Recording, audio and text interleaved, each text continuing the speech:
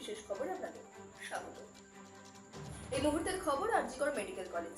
সোমবার supreme court আরজিকরের ডাক্তারদের মঙ্গলবার বিকেল 5টার মধ্যে কর্মবিরতি তুলে নিয়ে কাজে যোগ দিতে বলেছিল। আজ জুনিয়র ডাক্তাররা 6 দফা দাবি নিয়ে স্বাস্থ্য ভবনের সামনে যান। দুর্নীতি পরিষ্কারে তাদের হাতে ছিল ঝাঁটা। স্বাস্থ্য ভবনের সেট বন্ধ করে দেওয়া হয়, কিন্তু দুই পক্ষের কোনো আলোচনাই হয়নি।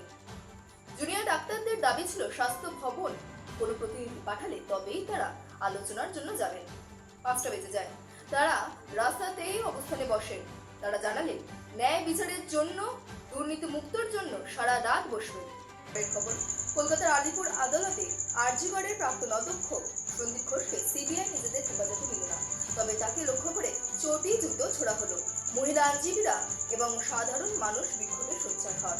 সন্দীপকে জেল হেফাজতে পাঠান বিচারক। খবর এখন এই পর্যন্ত।